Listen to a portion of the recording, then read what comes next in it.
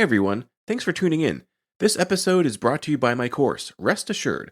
If you've been struggling with falling asleep, or staying asleep, or just not waking up feeling well rested, you've come to the right place. Cognitive behavioral therapy for insomnia, or CBTI, is the gold standard intervention in the management of insomnia. Rest Assured is a digital course that walks you through CBTI, step by step, with everything you need to succeed. Each of the 6 weekly modules guides you through some important background information for the different techniques, explores the evidence based techniques in detail, provides multiple examples of exercises so you can find the one that works for you, and reviews the work you've completed since the last module. And Rest Assured is just not another DIY left to your own devices, but rather, you get direct access to me, a board certified sleep physician, in twice monthly office hours, where you can ask me face to face any questions you may have about the course material. So check out www.wellrestedmd.com/RA to learn more. That's wellrestedmd.com/RA, or just head to the homepage and click on courses to learn more. Enjoy the episode. Hey friends and neighbors, you're listening to the Well Rested Podcast, episode number 40, Mother's Day. I'm your host, Dr. Joshua Lennon. This weekend, we celebrate with 1/365th those who bear the weight of keeping humanity alive the other 364 days of the year. That's right, this weekend is Mother's Day, and we'll mark the occasion by reviewing some of the sleep challenges faced by the better half of humanity.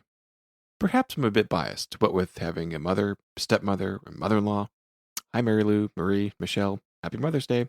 Yes, all 3 of my moms have names that begin with M, as in M for Mother's Day. I have a wife. Happy Mother's Day, dear. 2 daughters and no sons, #girldad, an older sister and 2 nieces with no nephews, and over 90% of the staff, administration, and providers at my clinic are also women. I live, like that Adam Brody movie, in the land of women. So today we'll review some special considerations not just for women, but specifically for mothers. There are some sleep challenges that only mothers will face in and around pregnancy and newborn care. Before we dive into that, there was a study published just last week regarding risk to women and sleep disruption. We discussed this all the way back in episodes 1 and 2 about sleep quality, and again in episode 38 about how we measure it. Specifically for sleep studies involving scalp electrodes to measure EEG, your brainwave activity, we can not only determine the mix and proportion of different sleep stages, but also evaluate for something called arousals or microarousals. These are brief episodes, typically lasting 3 to 5 seconds, and no longer than about 15 seconds. But these brief interruptions interfere with the continuity of sleep, breaking up what otherwise should be consolidated sleep. Now, we expect to see these arousals. In fact, a totally normal, no problem, great sleeper will experience one of these brief arousals about every 6 to 12 minutes or so. It's not bad that they occur at all, but when they occur with greater and greater frequency, that's when you can wake up feeling like you achieved terrible quality sleep. Because it's like somebody shaking you to try to get you to wake up every minute or two, but without actually fully waking up, like eyes open, looking around the room kind of awake. But these episodes of micro-wakefulness add up and can really drain your sleep of that restorative potency. And with a sleep study, particularly with the polysomnogram or PSG kind, we are usually able to identify what the trigger for that arousal was, what caused the person to experience one of these arousals that extracted them out of sleep briefly. And while issues like underlying pain, temperature outside the comfort zone, ambient noises, well, these can certainly account for some of the arousals, what we see accounting for the overwhelming majority of them are fluctuations in breathing quality, what are called respiratory event-related arousals, or events called hypopneas and apneas, where slight, moderate, or even complete physical obstruction of the airway prevents normal breathing, and the brain is woken up as a last-ditch effort to prevent asphyxiation, because once the brain wakes, even briefly, the brain sends signals to increase muscle tension in the airway back to wakeful levels, where everything is nice and wide open once again. So the proximal cause of the arousal, initiated by the breathing change, is the fight or flight system, the sympathetic arousal system. The brain is subjected to a literal shot of adrenaline, courtesy of the adrenal glands, in response to these breathing changes.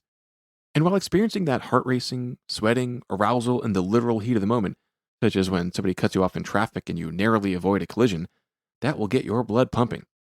We can tell when we've been stimulated during wake from this stress system. But during sleep, the body experiences the same chemical stress response, though not once, such as after a near-miss car accident, but instead hundreds of times across the night. That's a lot of stress. A lot of unconscious stress, but stress nonetheless. And there are consequences to experiencing that kind of stress repeatedly. The stress that is literally there to save your life.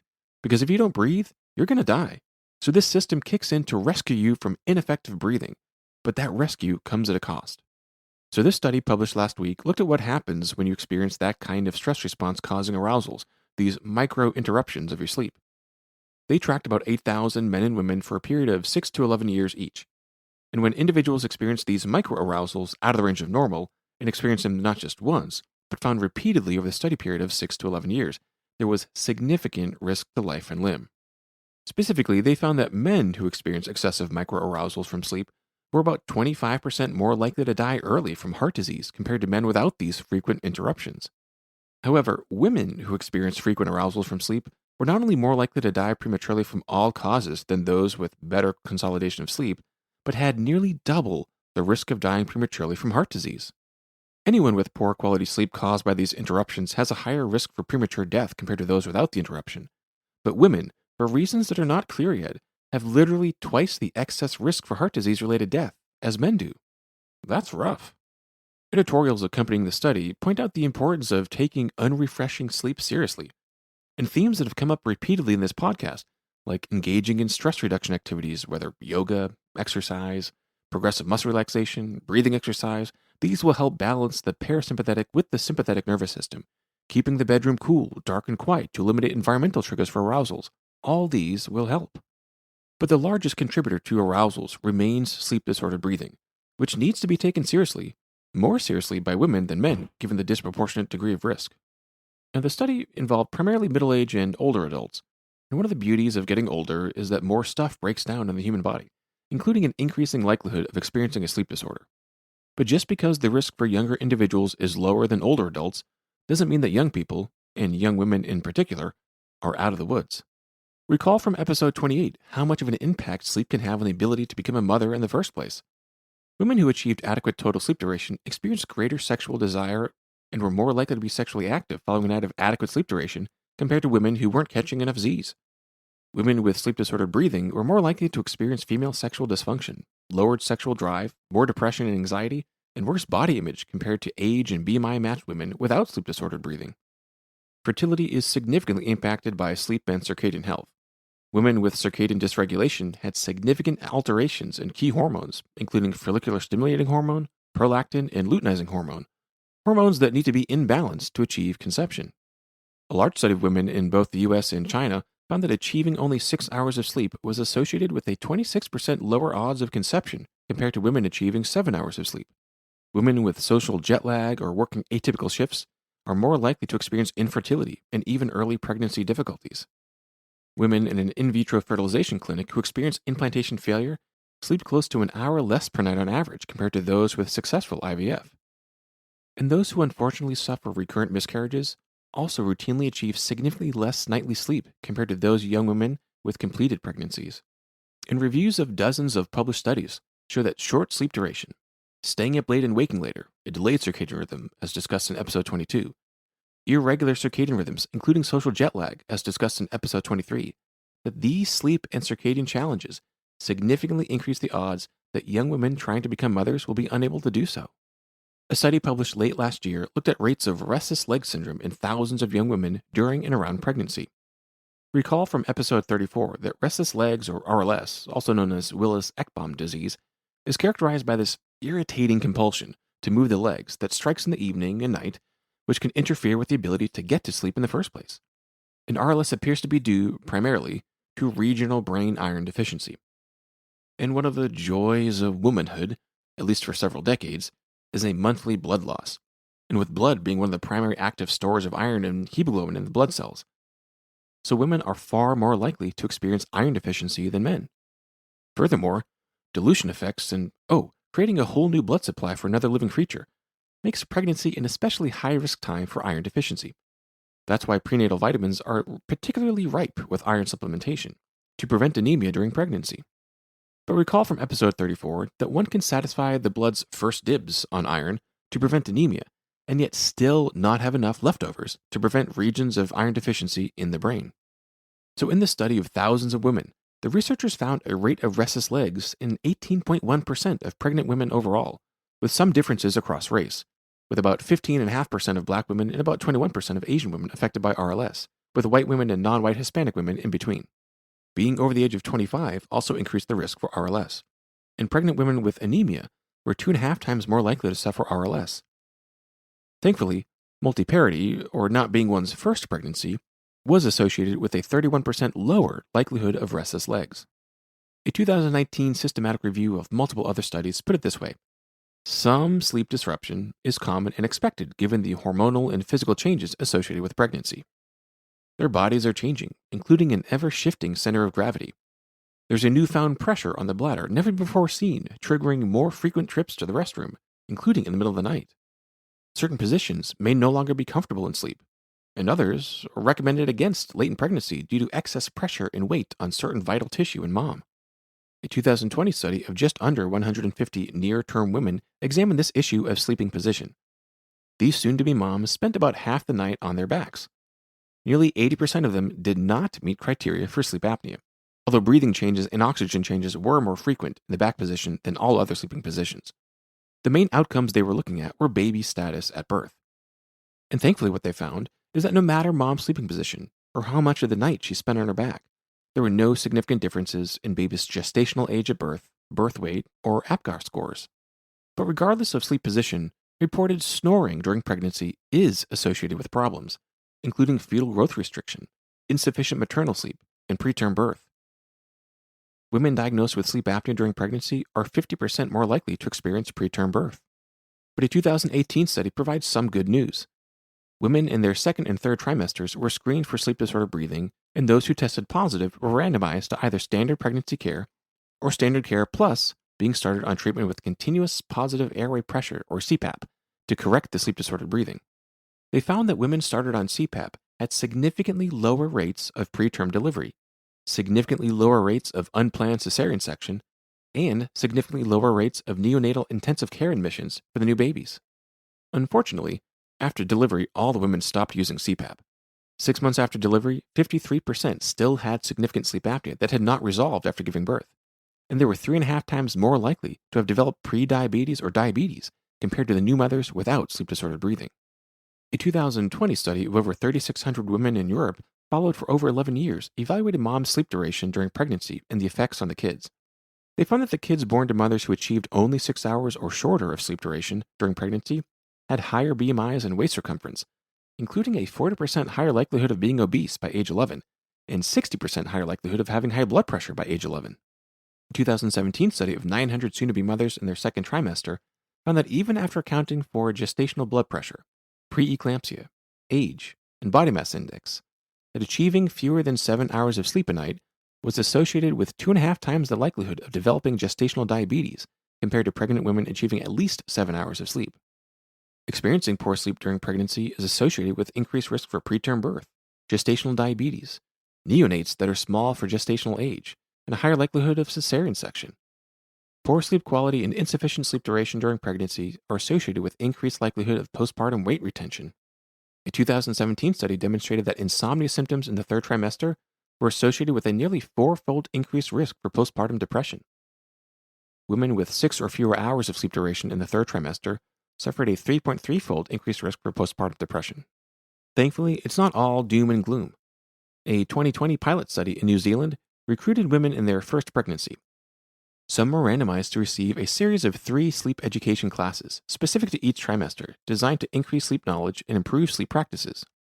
The companion group received no such classes, just treatment as usual, and were followed for comparison. The women who had just 3 short classes on sleep health during pregnancy had fewer depressive symptoms overall. None met clinically significant criteria for depressive disorder compared to 21% in the comparison group who developed major depression over the same period. And the women who were in the 3 classes also experienced better sleep quality, easier sleep initiation, and better sleep consolidation throughout the third trimester compared to the women who weren't enrolled in the sleep education classes. A separate 2020 study looked at using an app-based form of the same sleep tips we've discussed throughout all these episodes of the podcast, collectively known as cognitive behavioral therapy for insomnia. Using 6 weekly sessions of under 20 minutes each, pregnant women randomized to use the app were compared to a matched group of pregnant women with sleep difficulty who were treated with a wide range of interventions, including antidepressants, herbal supplements, counseling, and support groups. They found that the pregnant women randomized to the 6 weekly classes on effective insomnia treatment in this app experienced significantly greater improvements in insomnia severity, as well as significantly improved sleep efficiency, sleep quality, depression symptoms, and anxiety symptoms. That's right, using the same principles we've been discussing now for the last 40 weeks, compressed into just 6 short weekly sessions, pregnant women with insomnia were able to achieve greater improvement in insomnia severity, more effective use of their time in bed by improved sleep efficiency, experienced better sleep quality, and as a bonus for getting better sleep, also significantly lower symptoms of depression and anxiety. That's compared to pregnant women who were taking antidepressants. The postpartum period is no picnic either. We've already seen that experiencing poor sleep during pregnancy, regardless of sleep quality postpartum, is associated with greater difficulty losing that baby weight. Babies waking across the night to feed can wreak havoc on sleep, whether you're nursing or bottle feeding. And with babies not expected to start sleeping through the night till an average of 4 months or so, that's a long time to experience interruption. But postpartum sleep disturbances unrelated to baby feeding is associated with the development of postpartum depression and anxiety. One 2018 randomized controlled trial tried to tackle this very issue. 140 brand new moms were randomized to a control group versus an exercise intervention. Specifically, they were provided a DVD instructional video and asked to do the 15-minute workout 3 times a week for 12 weeks. After even just 4 weeks, the postpartum women randomized to the aerobics program experienced significant improvements in fatigue and less perceived stress, which lasted for the duration of the 3-month study. In addition to improvements in stress and fatigue, the new moms getting exercise just 45 minutes a week had significantly improved sleep efficiency and sleep quality compared to the control group of usual postpartum care. One study even showed that a single night of adequate sleep duration in the early days of frequent night feedings, just 1 night of adequate sleep, despite the interruptions to feed baby, was enough to significantly improve the relationship between 2 new parents. Mom and dad, both struggling through these early days of not knowing what to do with that brand new bundle of joy that stole their peace overnight. Just a single night of getting enough sleep, despite the wakes, was enough to restore and reinforce their relationship. What a magical glue better sleep can be. So to summarize, women and mothers in particular are certainly not immune from difficulties with sleep. Quite the opposite.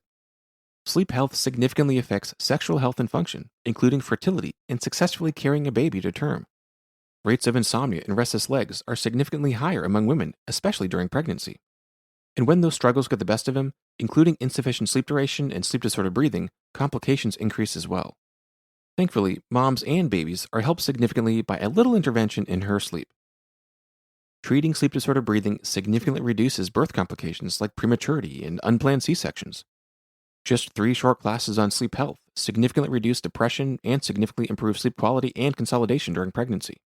A brief 6-week version of what we've been covering here over the last 40 weeks has been shown to significantly reduce pregnancy-related insomnia, sleep efficiency, sleep quality, as well as improve depressive and anxiety symptoms. Just 15 minutes of aerobic exercise 3 times a week for brand new moms significantly improves stress, fatigue, sleep quality, and sleep efficiency. There is nothing easy about being a woman or a mother. And 1/365th is not enough recognition and validation for their journey. But the least we can do is support our women and mothers, including by supporting their sleep. So happy Mother's Day to my dear wife, to Mom, Marie, Michelle, my favorite sister, and to all the mothers around the world. May you have the sweetest dreams.